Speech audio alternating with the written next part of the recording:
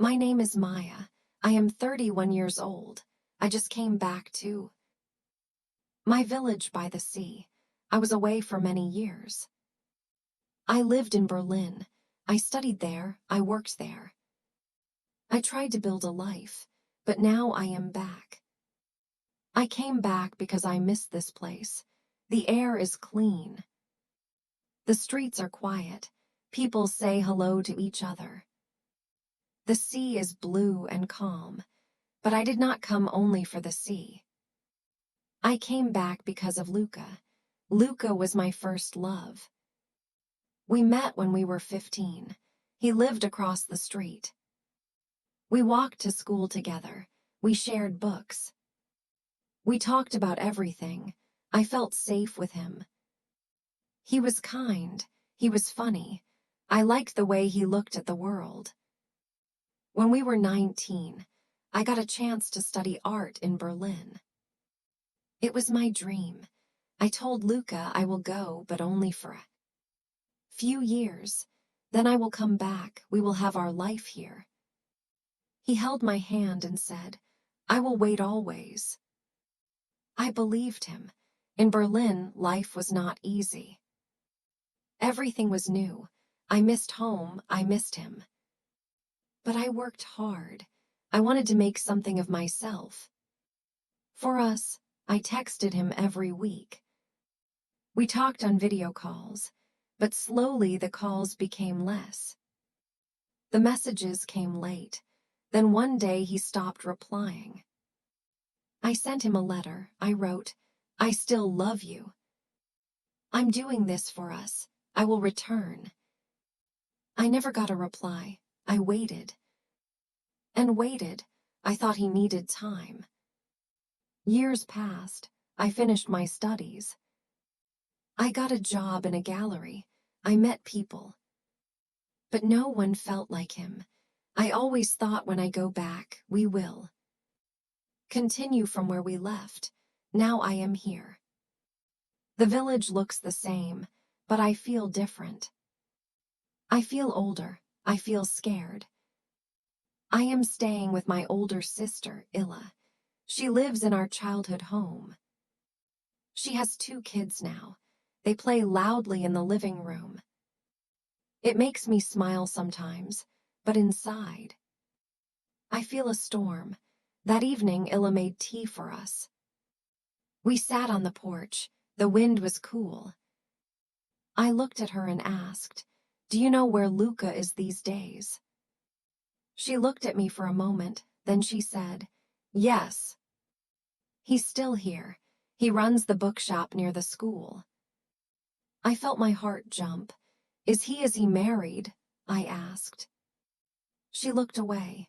Not married, she said. But he's with someone, a woman named Elena. They've been together a while. My hands felt cold. I looked down at my tea. I didn't say anything more. That night I could not sleep. I looked through my old photos. I found one of me and Luca. We were at the beach. He had his arm around me. I was laughing. I remember that day. He said, you laugh like the sea out and free. I closed my eyes. I felt a tear fall. The next morning, I walked to the bookshop. I told myself I just wanted to look at books, but that was not true. I wanted to see him. The shop was small and warm. There were plants in the windows. The bell above the door made a soft sound when I walked in. I looked around. I saw him near the back. He was helping a customer. His hair was a little shorter now, but his voice was the same. Calm and deep. I stood behind a shelf. I didn't want him to see me yet. I watched him from there. He smiled at the customer. He handed her a book. Then she left. He turned and saw me. He blinked. Then he smiled, a small soft smile. Maya, he said. I felt my throat tighten. Hi, I said. He walked closer. "You're back," he said. "Yes," I said, "just last week." He looked at me for a moment. Then he said, "You look different." "But still the same." I smiled. "You look grown," he laughed. "Well, it's been, 10 years?" I nodded almost. There was a pause. Then he said, "Do you want coffee? There's a little cafe next door." Said, "Okay." We sat by the window. The cafe was quiet. The sea breeze came through the open door. We both held warm cups. "I thought about you often," I said. He looked down. "I thought about you too." I asked, "Did you get my letter?" "What letter?" "I sent it after you stopped replying." He looked surprised. "I never got it." I felt a sting in my chest. "I thought you moved on." "I thought you did," he said. "You stopped calling." I was scared, I said. I didn't know what to say anymore. "I thought I'd come back soon, but time. It just passed." He looked out the window. "I waited, Maya. For 2 years, I waited. I came to this cafe every Friday. I hoped you'd walk in, but you didn't." My heart felt heavy. "I didn't forget you." He looked at me. "I didn't forget you either, but life moved on." I was tired of feeling alone. I nodded. "Illa told me about Alina." He nodded too. "She's kind. She helped me feel alive again." I looked down. My fingers touched the cup, but I didn't drink. "She makes me laugh," he said softly. "But it's different." I looked at him. "Do you love her?" He didn't answer right away. Then he said, "Yes." In a calm, quiet way. I bit my lip. I felt like crying. But I didn't. We sat in silence for a while. Then he said, "I'm glad you came back." I smiled weakly. "Even if I'm too late," he said, "it's never too late to come home, but sometimes it's too late for us."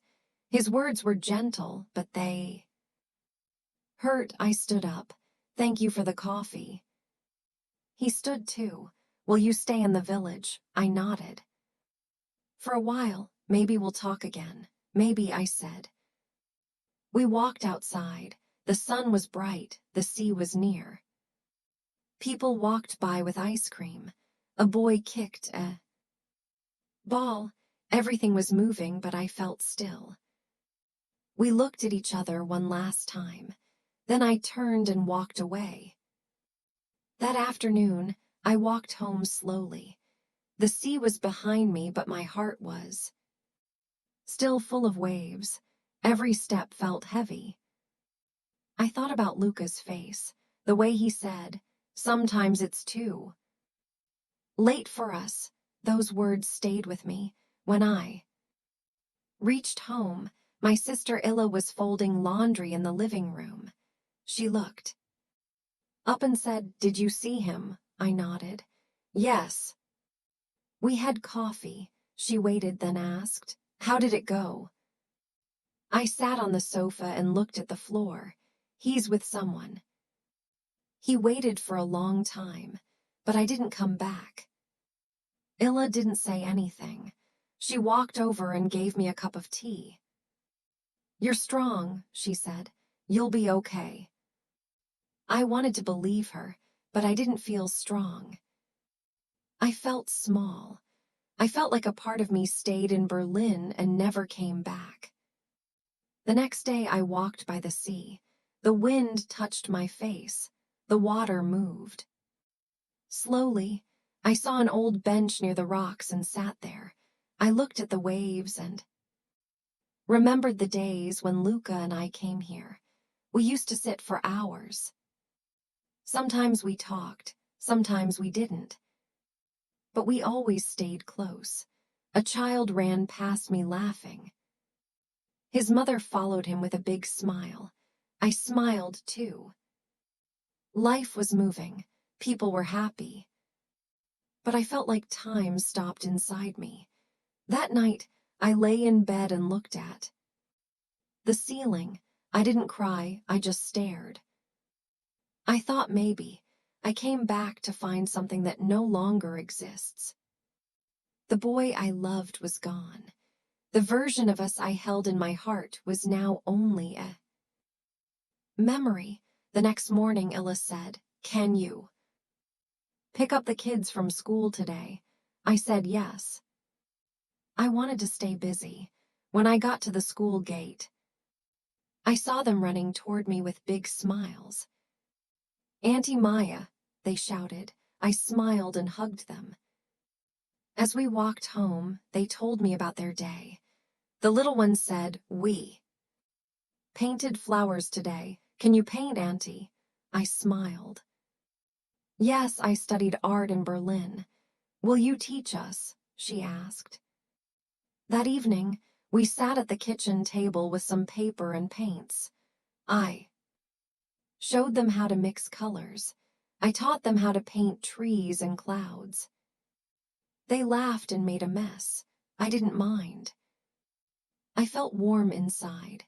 For the first time since coming back, I felt a little joy. Illa watched us from the door. She smiled. "You're good with them," she said. "You should teach more kids." I shrugged. "Maybe." A few days later, I saw a small notice on the board outside the community center. It said, "Looking for part-time art teacher for children, 3 days a week. No experience needed, just a kind heart." I smiled. I walked inside and asked about the job. The woman behind the desk said, "Do you like working with children?" I said, "Yes, I love it." She gave me a form. "We'd be happy to have you. You can start next week." When I walked out, the wind felt different, lighter. I looked up at the sky. It was soft and blue. That weekend, I stayed home. I helped Illa clean the house. I played with the kids. We baked cookies and laughed when the dough stuck to our hands. It felt good to laugh again. On Sunday evening, I saw Luca again. He was walking with Elena near the old fountain. She had flowers in her hand. He was carrying a bag of books. They looked happy. I stood across the street and watched for a moment. Then he saw me. He gave a small wave. I waved back. That was all. Then I turned and walked in the other direction. That night I sat near the window. I opened my old notebook and wrote, "Dear Maya, you came back too late, but you came back stronger. You lost something, yes, but you're not empty. You have your art, you have your heart. And one day someone will see both and stay." I closed the notebook and felt calm. The next day was my first art class at the community center. There were 6 children. They looked at me with curious eyes. I smiled and said, "Let's make a garden." With our brushes, we painted together. One girl painted a yellow sun with a big smile. A boy painted a red bird with giant wings. Another child painted a sea, just like the one outside our village. I walked around the room and helped them mix colors. I said, "There are no wrong paintings, only new ideas." They smiled. I smiled too. After class, one of the parents came to me. "You're Maya, right?" she asked. "The girl who came back from Berlin." I nodded. "Yes." She said, "My daughter loves your class already." "Thank you," I said. "Thank you, I love teaching them." Later that week, I started going to the market more. I bought fresh vegetables. I stopped at the bakery. I talked to the man who sold flowers. Slowly, I started to feel like I belonged again. One afternoon while buying bread, I saw Elena, she was in line behind me. She smiled. Hi, Maya. Hi, I said. She held a small plant in her hand. Luca says you were always good with plants, she said. I smiled. I used to help my grandma in her garden. She looked kind. Not cold, not jealous, just kind. Luca told me you used to paint a lot. She said, yes, I replied. I teach art. Now just part-time. She nodded. That's lovely. He said you were very talented. Her words were soft, honest. They didn't hurt me, I said. Thank you. We both paid for our things and walked out of the shop. Then she said, I hope we can be friends. I was surprised. Friends, yes, she said, you're part of this village, and you have a good heart. I smiled. Okay, I'd like that. We said goodbye. That evening, I told I about it. She said, some people are good even when life doesn't go your way. I nodded, yes. And I think she is one of them. That night, I looked at my notebook. Again, I wrote, sometimes love doesn't return, but peace can still come. And sometimes peace feels better than love. The next few weeks passed slowly. Spent most days at the community center teaching children to paint. They laughed, made a mess, and used too much yellow, but it didn't matter. I smiled. More around them, I felt useful, I felt needed. At home, I helped Illa with her garden. We pulled weeds, watered flowers, and talked about small things. The past still came to my mind, but it didn't hurt the same way. My heart was healing quietly. I still saw Luca, sometimes. He walked past the bakery or sat near the fountain. He always looked happy. Sometimes he waved. Sometimes I did too. We didn't stop, we didn't speak, and that was okay. One morning I was painting alone in the classroom. The light from the window was warm. I felt calm. Then a man walked in. He had a soft smile and held a small canvas in his hand. Hi, he said. I heard you teach art here. I smiled. Yes, I teach children.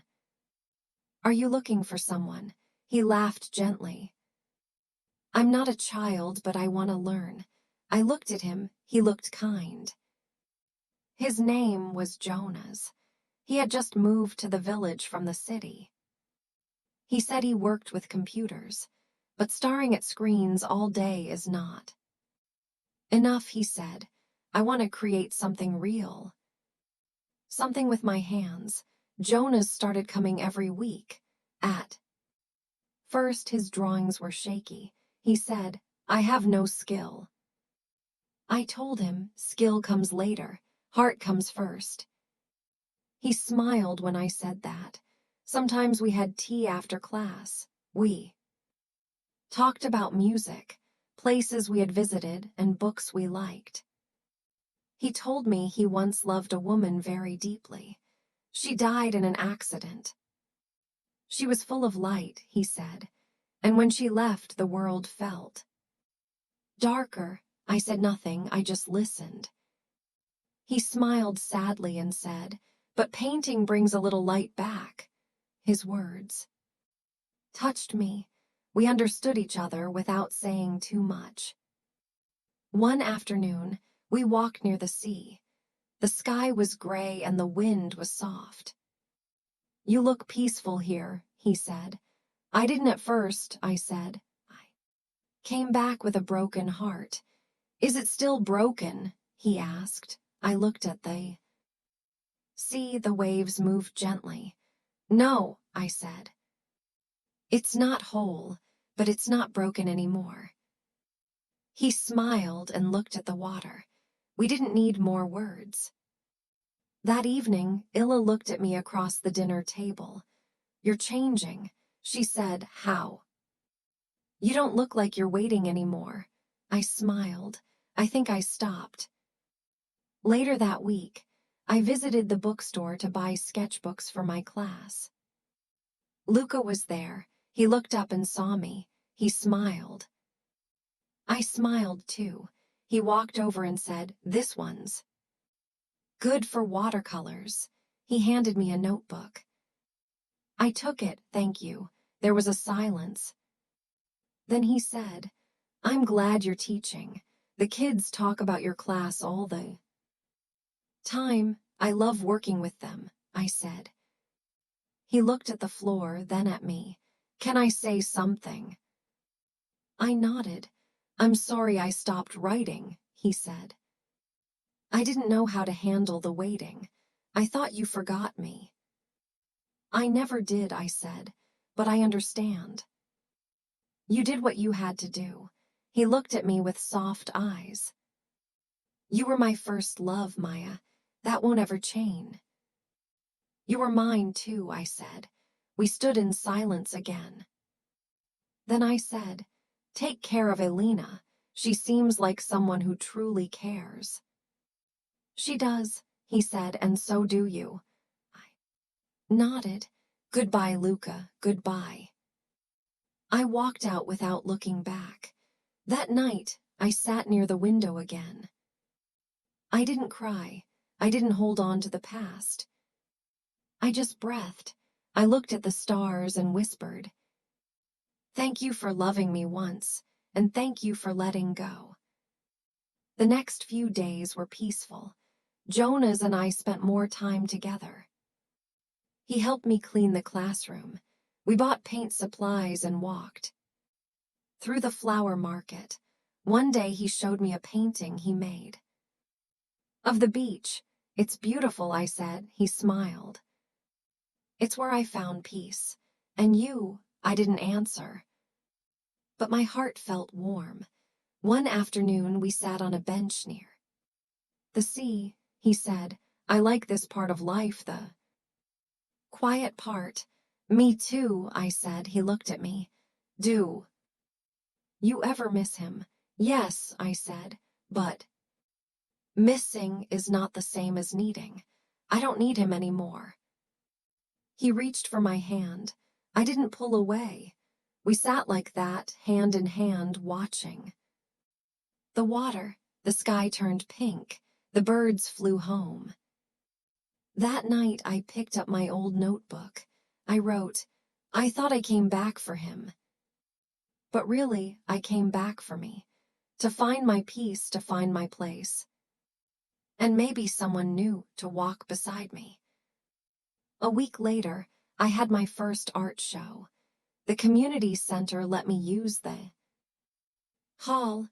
The children's paintings were on one wall, mine were on the other.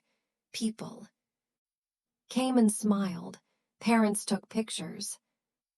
The mayor said, "You've brought color back to this village." Jonas stood beside me. "I'm proud of you," he said. I looked at the wall. One painting showed a girl standing by the sea, alone but strong. "Thank you," I said. "I'm proud of me too." That night after the show, I stood at the quay edge of the water. The stars were bright. The air was cold, but I felt warm inside. I whispered to the sea. I waited for someone who let me go. But now I'm ready to live again.